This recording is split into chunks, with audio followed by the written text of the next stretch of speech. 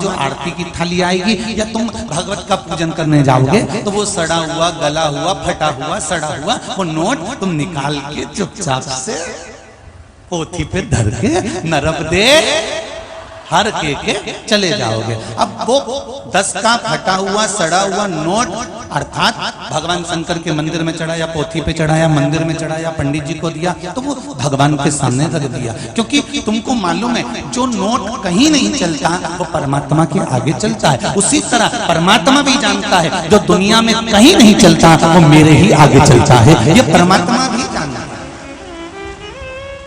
तो उस 500 के नोट की तरह हमारा जीवन है। बचपन हमने दे दिया, जवानी हमने दे दी, भोग विलास में निकाल दिया, धेड़ी हमने दे दी, कमाने में निकाल दी, आया बुढ़ापा। और बुढ़ापा क्या है? वही 10 का, अरे बोलो तो जम के, वही 10 का गलेला सड़ेला फटेला नोट, हाथ थर थर कांपे, आंखों से दिखे नहीं, मुंडा से राल टपके, सोफा से ठे नहीं, कान से सुनाई नहीं दे, पांव से चला नहीं जाए, कमर से बैठा नहीं जाए, शरीर बेकार हो गया, नोट पूरा गल गया, बेकार हो गया, फट गया, सड़ गया। अब कौन चलाएगा इसे?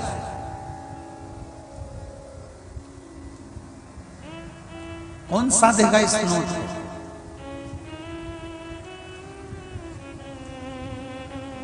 फिर एक मैंने तेरे ही भरोसे, ओ भोले तेरे ही भरोसे, हवा विच उड़ती जावांगी, बाबा डोर हथों छठी में कटी जावांगी, भोले मेरे तेरी पतंग, सतगुरु में तेरी पतंग। अंत में वो नोट की कोई बुढ़ापा आया, कौन पूछ रहा है?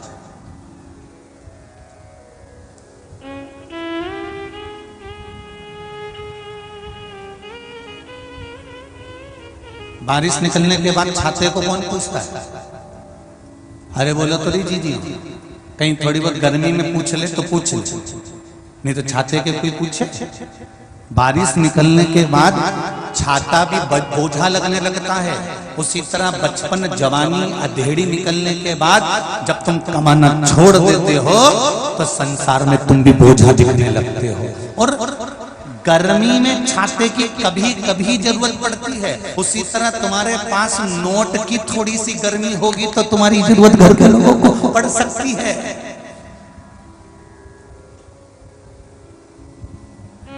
थोड़ा धन होगा तो तुम्हारी चल सकती है, थोड़ी संपदा होगी तो हो सकता है तुम्हारी चल जाए, गर्मी है थोड़ी सी तो चल जाए, पर जाए।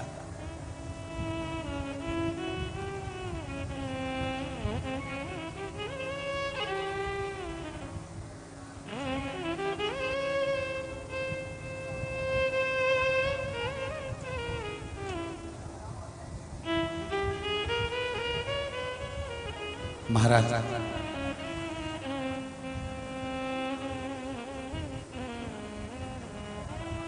थोड़ा सा अभिमान, थोड़ा सा अहंकार, थोड़ा सा काम, थोड़ा सा लोभ, थोड़ी सी तृष्णा, थोड़ी सी आसक्ति, थोड़ी सी वासना हमारे संपूर्ण जीवन को बर्बाद कर देती है। संपूर्ण जीवन।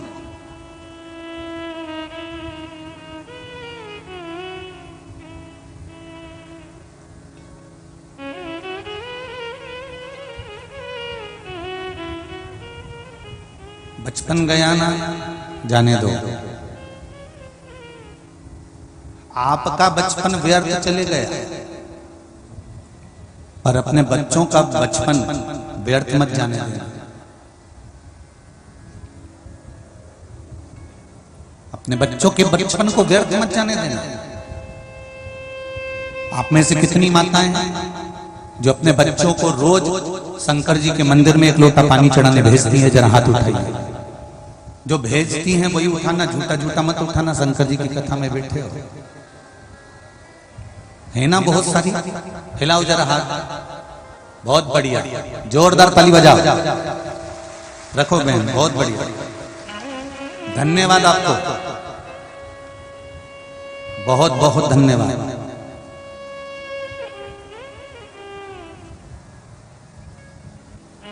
छोटे छोटे बच्चों, अपने घर के बच्चों को संस्कारवान बनाने का प्रयास करो।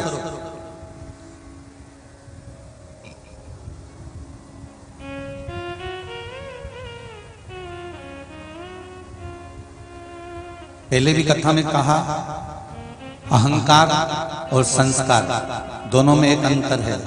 अहंकार में व्यक्ति दूसरे को झुकाना जानता है और संस्कारवान व्यक्ति दूसरे के आगे झुकना जानता है। दोनों में केवल एक अंतर है, जिसमें संस्कार होते हैं, जिसमें सभ्यता होती है, जिसमें मर्यादा होती है, जिसमें संस्कारों की उपज होती है, वो संसार के हर व्यक्ति के सम्मुख में थोड़ा झुककर चलता है, प्रणाम कर कर चलता है। काका जी नमन करता हूँ, ताऊ जी नमन करता हूँ, भाभी जी नमन करता हूँ, वो जीजी नमन करता हूँ। जिसको मिलेगा ना वो उसमें नम्रता का लक्षण रहेगा, उसमें नम्रता का भाव है।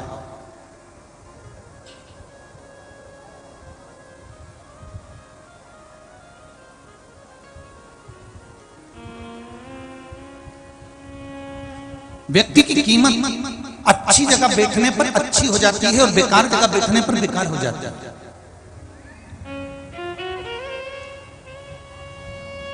मक्खी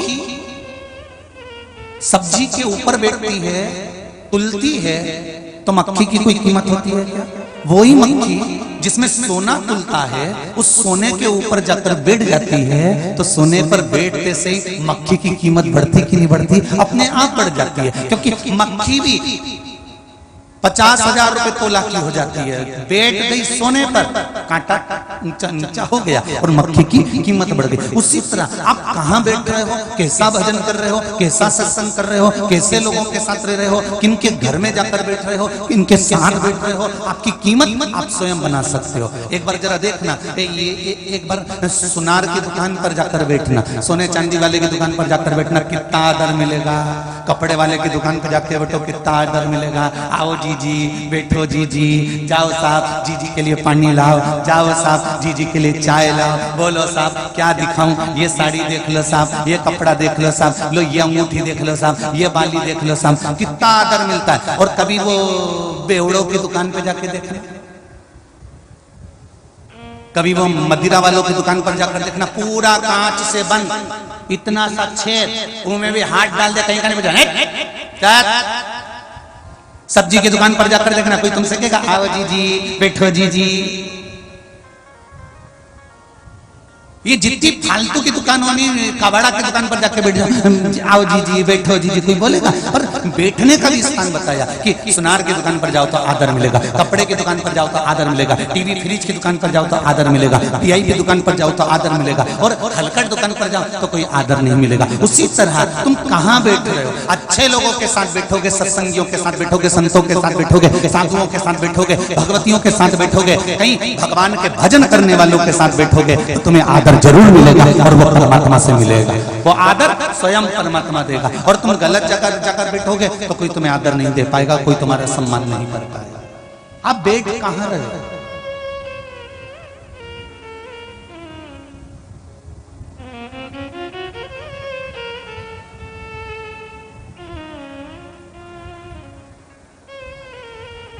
कितनी भारी संख्या में आप लोग आए हुए हो। रोज शैलेश भैया रोज टेंट बढ़वाते हैं और तुम पूरे टेंट में फिर फंस जाते हो। अब प्रतिदिन ऐसा कोई दिन नहीं जा रहा है जिस दिन टेंट नहीं बढ़ता। जितना बड़ा डूम ये लगा है, उतना ही डूम के बराबर टेंट इधर लगा है, उसके बराबर इधर लगा है, और आज और बढ़ा दिया गया। उसके बाद इसको कहते हैं भगवान की भक्ति का एक फल। 42 डिग्री 43 डिग्री टेम्परेचर में भी आप आकर भगवान की भक्ति में बैठे हो, इससे बढ़कर कोई सुख नहीं।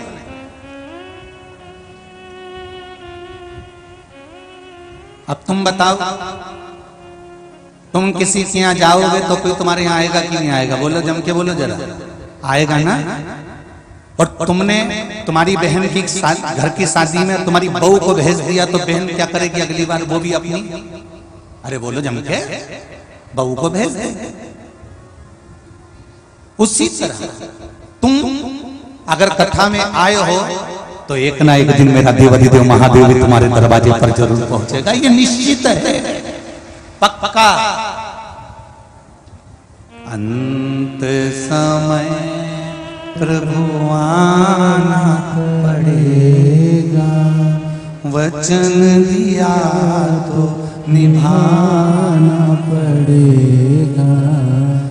आए ना आए प्रभु कुटुंब कबीला, आए ना आए प्रभु कुटुंब कबीला। अंत समय प्रभु आना पड़ेगा, अंत समय प्रभु आना पड़ेगा। वचन दिया तो निभाना पड़ेगा, वचन दिया तो निभाना पड़ेगा। हे परमात्मा, हम तेरे दरवाजे पर आए हैं, एक दिन तुझे मेरे दुख की घड़ी में तुझे आना पड़। एक पत्र आया, देखिए बड़ा सुंदर।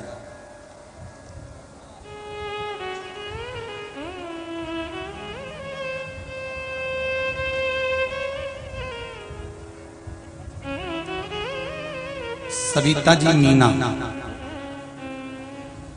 सेमरी हरचंद के पास ग्राम पांजरा खुर्द से हैं। कहीं बैठी हो तो हाथ हिलाइएगा।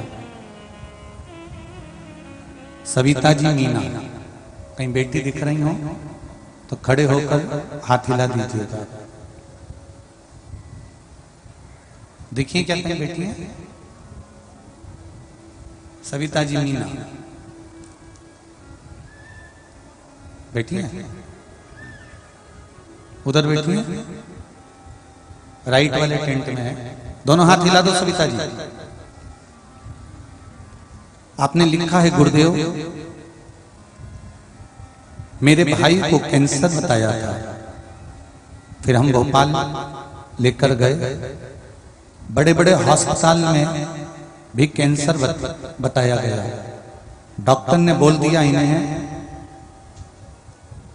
इनके पास समय कम है, इनको घर ले जाओ, क्योंकि कैंसर भी 4th स्टेज पर पहुंच गया था। फिर हम अस्पताल से सीधे उनको घर नहीं ले गए, हम हॉस्पिटल से सीधे कुबेरेश्वर धाम सीहोर ले गए। गुरुदेव कुबेरेश्वर धाम सीहोर लेकर गए और वहां से हम रुद्राक्ष लेकर आए। उस समय पर कथा चल रही थी, कथा का स्मरण करा, उस रुद्राक्ष को लेकर आकर हमने उसका जल पिलाना प्रारंभ करा और शंकर भगवान पर 1 लोटा जल चढ़ाकर उस जल को पिलाना और बेलपत्र को खिलाना प्रारंभ करा। गुरुदेव, जिन डॉक्टरों ने कहा था कि कुछ ही दिन के मेहमान हैं, आज बाबा की कृपा से दूसरी जब जांच कराई तो बाबा ने ऐसी कृपा कर दी कि कैंसर ठीक होना प्रारंभ हो गया और मेरा भाई ठीक हो गया। ये पत्र लिखा। बैठो बहन, सविता जी मीना बैठी। हर हर महा शिव की कृपा, सब समस्या का एक हल, एक लोटा जल शिव को चढ़ाना प्रारंभ कर दिया।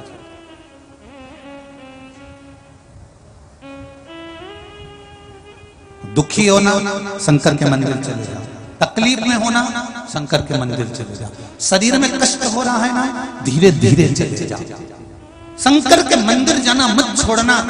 तो यह विश्वास मानना, जब वो राजा श्वेत के प्राणों को भी बचा सकता है, जब वो राजा श्वेत के प्राणों को वापस ला सकता है, जब वो यमराज को भी मौत दे सकता है, जब वो मृत्यु देवी को भी मौत के घाट उतार सकता है, तो क्या वो तुम्हारे लिए केवल राजा श्वेत कर क्या रहा था?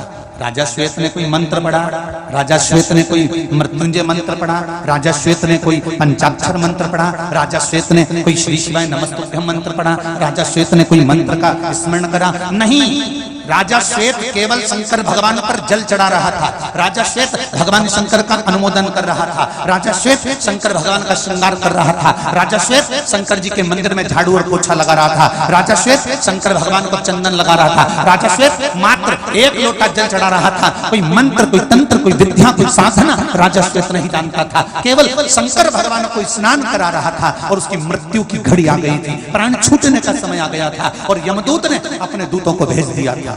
और उस समय पर जब यमदूत आए तब भगवान शंकर के गणों ने उसको भगा दिया। यमराज ने कहा तुम वापिस आ गए? हाँ, वहां पर शंकर जी के गण अंदर नहीं जाने दे रहे। यमराज ने तुरंत अपनी बेटी मृत्यु देवी को भेजा कि मौत तो डायरेक्ट जाओ, डायरेक्ट मार दे। तो मृत्यु देवी आई तो कार्तिकेय ने मार दिया। फिर आया यमराज तो शंकर भगवान ने उसको मार दिया। अंत में रोते रोते सूर्य नारायण भगवान आ गए कि मेरा बेटा मर गया, मेरी पोती मर गई। और शंकर भगवान ने मार दिया। मेरे बेटे ने गलती क्या करी थी? मेरे बेटे को तो आज्ञा दी गई थी ब्रह्मा जी की कि इनका अंतिम समय हो गया, उठा कर लिया। तो मेरे बेटे ने क्या गलती करी थी? शंकर भगवान ने कहा तुम्हारे बेटे ने एक गलती करी कि शंकर भगवान कहते हैं मेरे ऊपर जब जल चढ़ रहा था तो तुम्हारे बेटे ने उसको मृत्यु कैसे दे दी, इसलिए तुम्हारे बेटे को मारा गया है। जल, एक लोटा जल सारी समस्या का हल है। मात्र एक लोटा जल समर्पित करना सीख जाइए। शंकर के मंदिर जाना चालू कर दीजिए। शिव के धाम, हम ये भी नहीं कहते कि बहुत दूर जाइए। आपके नजदीक में, आपके मोहल्ले में, आपके क्षेत्र में, आपकी कॉलोनी में जो मंदिर हो उसमें चले जाओ और एक लोटा जल घर से लेकर जाओ और विचार कर कर जाना, बाबा मैं तेरे लिए आ रही हूँ, मेरा शरीर में बड़ा कष्ट है, ये बीमारी हो गई, ये दुख आ गया, कोई का कर्जा हो गया, ये तकलीफ आ गई, मैं किससे कहूंगी? रिश्तेदार से कहूं तो वो हंसते हैं, नातेदार से कहूं तो वो मुस्कुराते हैं, संबंधियों से कहूं कि मुझे धन की जरूरत है तो वो नहीं दे सकते, 1-2 लाख का खर्चा भी मेरे परिवार वाले नहीं कर सकते, वो मुझे नहीं दे सकते। पर इतना विश्वास है मेरे शंकर, जब तू चोर को कुबेर बना सकता है तो मेरा भी भंडार तू ही बन सकता है। ये विश्वास, उस पर भरोसा कर कर जाना, उस पर विश्वास कर कर।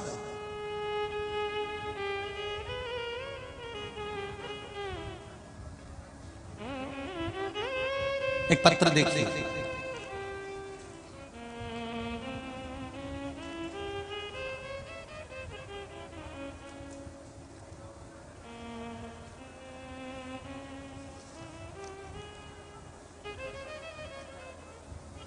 मेरा नाम रानू पटवा है, मैं पिपरिया की रहने वाली हूँ। रानू जी पटवा कहीं बैठी हूँ तो दोनों हाथ हिला दे बेटा, हर हर महादेव।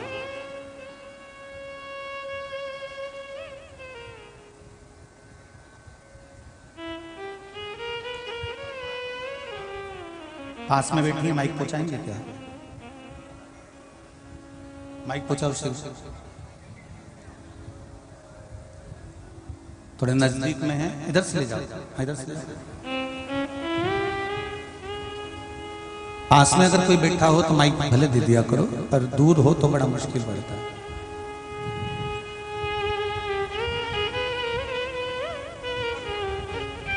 हाँ जी, एक दूसरे को देते जाओ, एक दूसरे को देते जाओ।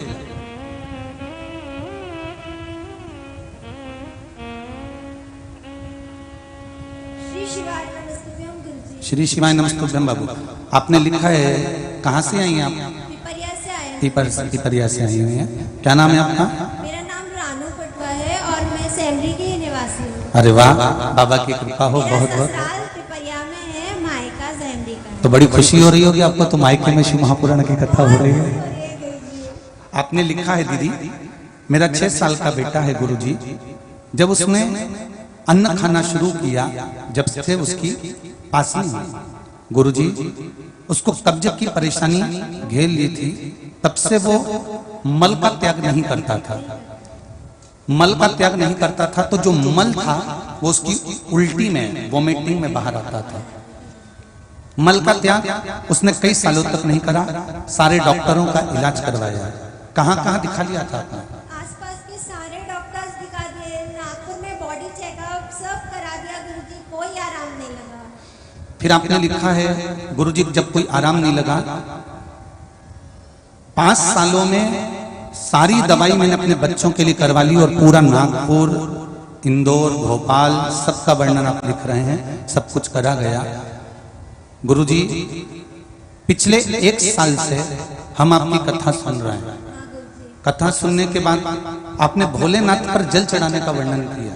भोलेनाथ पे रोज हमारे 33 लोगों का परिवार है, 23 लोगों का, सभी लोग जल चढ़ाने जाते हैं जी और सभी जिसको भी समस्या है बस जल पिला देते हैं। तो ये जल आपने पिलाना चालू करा बच्चे को? अब क्या स्थिति है? बहुत अच्छा है गुरुजी। दवाई बंद हो गई उसकी? अब एकदम ठीक हो गया है? हो गया गुरुजी। इस वजह से वो स्कूल भी नहीं जा पाता था, अब तो जाता है। बधाई आपको बहुत बहुत बेटे के ठीक होने की। हर हर महादेव। विराजिए। श्री शिवाय नमस्ते। शिव की उपासना, 1 लोटा जल अगर शंकर जी को समर्पित कर रहे हो, शिव को चढ़ा रहे हो, उस जल को लाकर आप आचमन कर रहे हो, शिव को समर्पित किया जल, यदि किसी रोग ने तुमको घेर लिया है तो दुख क्या मनाना, कष्ट क्या सोचो। मैंने तेरे ही भरोसे बाबा, तेरे ही भरोसे हवा बिच उड़ती जावांगी बाबा, डोर हथो छड़ी नामे कटी जावांगी।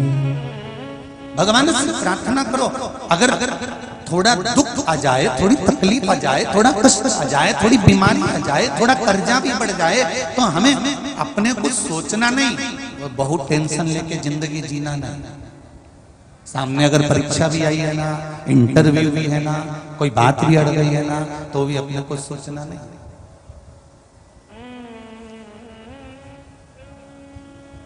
समस्या अगर खड़ी भी हो गई है ना, तो अपने को सोचना नहीं, अपने को तो उसके भरोसे पर अब सौंप दिया इस जीवन का सब भार तुम्हारे हाथों में, हे हार तुम्हारे हाथों में, और जीत तुम्हारे हाथों में। जो जग में रहूं तो ऐसे रहूं, जो जग में रहूं तो ऐसे रहूं, जो जल में कमल का फूल रहे, जो जल में कमल का फूल रहे।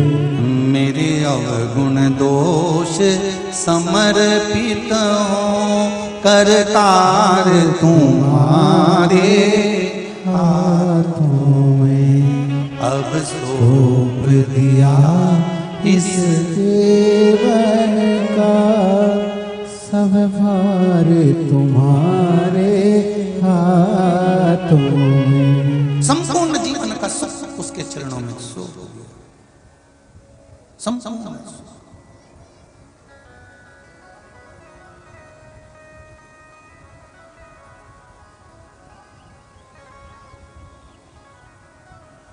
अब क्या विचार करना उसको? एक बात आप लोगों को कहना चाहेंगे, कई लोगों के मन में आता है कि हम हमारी बात गुरुजी से कह दें तो गुरुजी हमारी समस्या का हल कर दें। एक निवेदन आपसे कहेंगे, जैसे आप हो वैसे ही सियोर वाला महाराज है, जैसे आप हो वैसे ही पंडित प्रदीप मिश्रा है, जैसे आप हो वैसे हम हैं। हमें अलग से भगवान ने कोई ऐसी विद्या देकर नहीं भेजा कि हम यूं करके यूं फेंक दें और तुम ठीक हो जाओ। जैसे आप हो वैसे हम हैं। बस इतना जानते हैं कि हमने भी शंकर को पकड़ा तो उसने हमको यहाँ तक लाकर छोड़ा है। आप भी पकड़ लेना तो आपको भी साथ वही देने वाला, कोई दूसरा नहीं। ना हमको तंत्र आता, ना हमको मंत्र आता, ना हमको साधना आती, ना हमको कोई विद्या आती। हमको तो एक चीज आती है, श्री शिवाय नमस्तुभ्यम। और ये श्री शिवाय नमस्तुभ्यम मंत्र कोई कहीं से हम इसको ढूंढ कर लेकर नहीं आए। ये तो शिव महापुराण की कथा गीता प्रेस गोरखपुर की विद्येश्वर संहिता में अगर आपको ना मिले तो जिस शिव पुराण को हम पढ़ते हैं उसका ही हम फोटो दिखा देते हैं कि इस पुराण में से आप निकाल लेना और दूसरी पुराण नहीं, इस पुराण में से निकाल लेना और इसी पुराण में से निकालकर इस मंत्र को विद्येश्वर संहिता में गीता प्रेस गोरखपुर की में वेद व्यास जी ने लिखा है कि श्री शिवाय नमस्तुभ्यम वो मंत्र है जिस मंत्र की गणना कोई नहीं कर सकता और उस मंत्र के बल पर सब कुछ हो सकता। कहीं मत जाओ, इस पुराण में से निकाल लो बस, बहुत।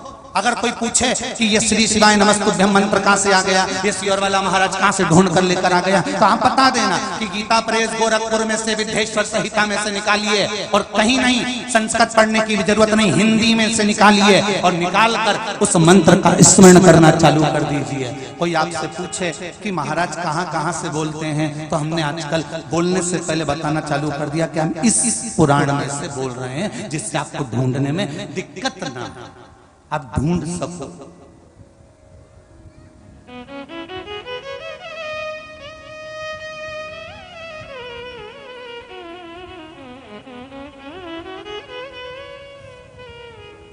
श्री शिवाय नमस्तुभ्यम का मंत्र क्या मतलब क्या होता है? मैं आपको नमन करता हूं, मैं आपको प्रणाम करता हूं, मैं आपको साष्टांग करता हूं, मैं आपके चरणों में झुकता हूं, मैं किसी का नहीं हूं, मैं हूं तो केवल देव अधिदेव महादेव का हूं, इसके सिवाय मैं किसी का।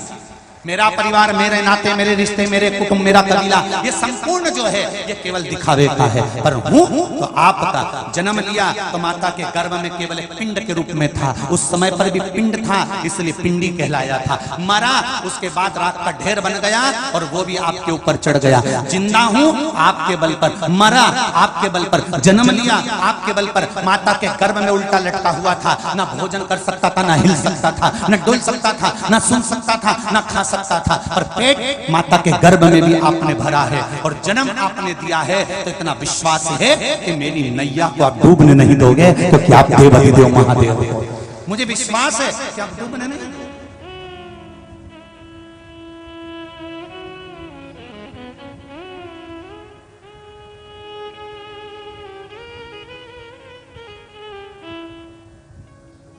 अगर किसी स्थान का एक नाम पड़ता है ना, कोई चीज अगर पड़ती है तो उसका स्मरण चित्त आनंद सुख देता है। एक बार माता अंजना देवी को भी बड़ा दुख हो गया। अब अंजना देवी कौन बोलो, जन के बोलो, हनुमान जी की मां। अब जिनका पुत्र इतना वीर बजरंगी, जिनका पुत्र इतना बलवान, जो लंका में आग लगाया,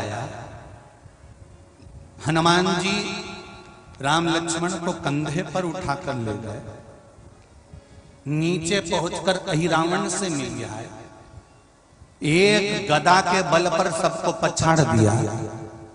राम जी की विजय में हनुमान जी ने साथ दिया।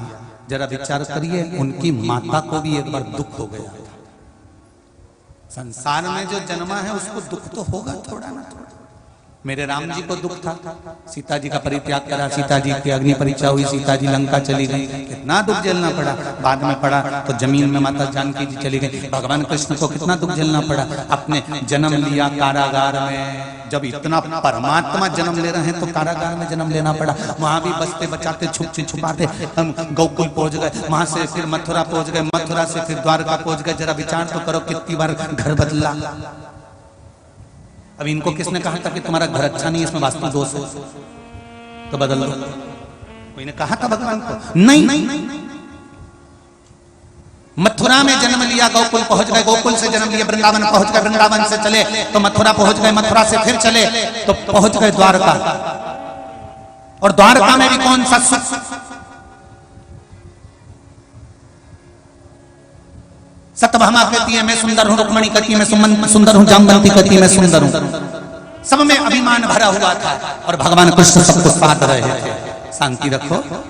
आंखें कहती है मैं बहुत सुंदर, हाथ कहते हैं मैं कितना सुंदर हूँ, पाँव कहता है मैं पावल बिछड़ी पहनने के बाद, महावर लगाने के बाद, मेहंदी लगाने के बाद कितना सुंदर लगता हूँ। नासिका कहती मैं लोंग पहनने के बाद कितनी सुंदर लगती है, कान कहते मैं कुंडल पहनने के बाद कितना सुंदर लगता हूँ, नैनों में सुरमा लगाने के बाद नैन कितने सुंदर लगते हैं। ये शरीर 16,108 रानियां भगवान कृष्ण की है, शरीर की 16,108 नाड़ियां हैं।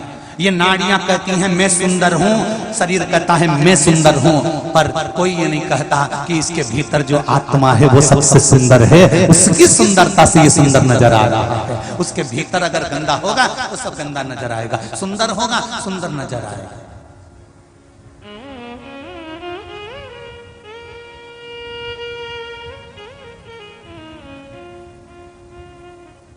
हनुमान जी राम जी के साथ आ रहे हैं, अयोध्या वापिस जा रहे हैं लंकाधिपति रावण को मारने के बाद।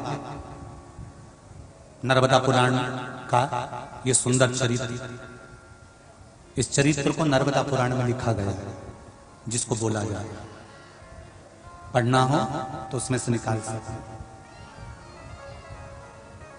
हनुमान जी मेरे राम जी के साथ पुष्पक विमान में बैठकर चल रहे हैं, और हनुमान जी जब पुष्पक विमान में बैठकर मेरे राम जी को लेकर चले, चलते चलते बीच में अंजना माता दिखी, तो मेरे राम जी तुरंत हनुमान जी बोल दिए राघव जी से, प्रभु प्रभु।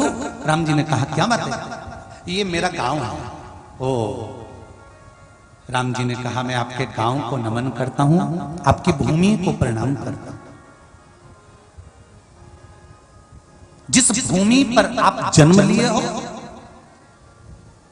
जितने लोग गांव छोड़कर पूना, मुंबई, बेंगलोर, दिल्ली, नांदेड़, ना जाने कहां कहां, नोएडा,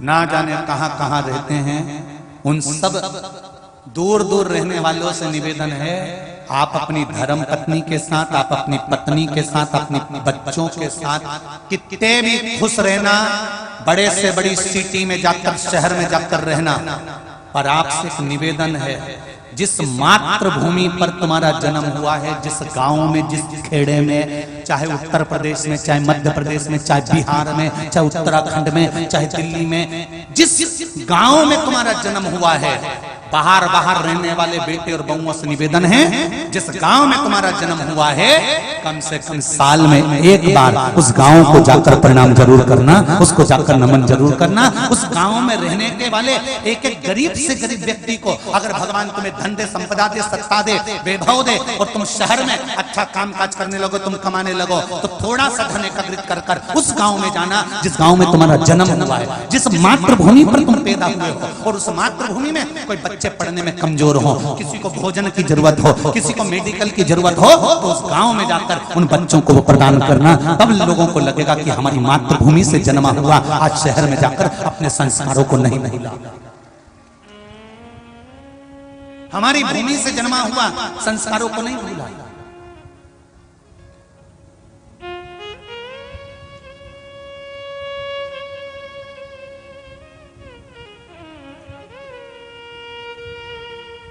बद्री प्रसाद जी, रविकांत जी, सोनी जी को मैं धन्यवाद दूंगा, आपके बेटे शैलेश जी को धन्यवाद दूंगा। आज सुबह में मैं कह रहा था कथाएं बहुत होती हैं, पर कुछ कथाएं दिल लूट लेती हैं। उस कथाओं में एक हाले कोसा की कथा कर कर आया था, गांव के अंदर गांव, गांव के अंदर गांव, गांव के अंदर गांव, गांव के अंदर गांव, और जंगल के अंदर एक गांव था हाले कोसा, जिसमें साहू परिवार ने कथा कराई थी, उसने दिल लूट लिया था। एक सोनी परिवार कथा करा रहा है, दिल लूट लिया,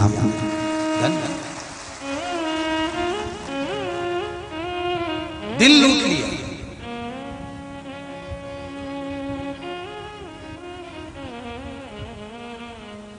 रात को सोनी परिवार के जितने भी यहाँ पर जो कार्यकर्ता काम कर रहे हैं, चाहे वो आरएसएस के हों, विश्व हिंदू परिषद के, हिंदुत्व के, बजरंग दल को, आजाद भारत के हों, जितने भी समाजों के भी लगे हुए हैं, अन्य अन्य समाज के, सब कार्यकर्ता सवेरे 7:30-8 बजे यहाँ पर घूमते हैं। जो पंडाल में रात को रुकने वाले हैं उनको भोजन का टोकन दे देते हैं और रात को फिर आकर भोजन का टोकन दे देते हैं और भोजन कराकर रात को पूछने आ जाते हैं आराम तो है, पानी की बोतल भर दें। मेडिकल वाले मेडिकल के पूछने आ जाते हैं। धन्यवाद देता हूँ साहब आपको, ऐसे यजमान मिलना बहुत कठिन है साहब, बहुत कठिन।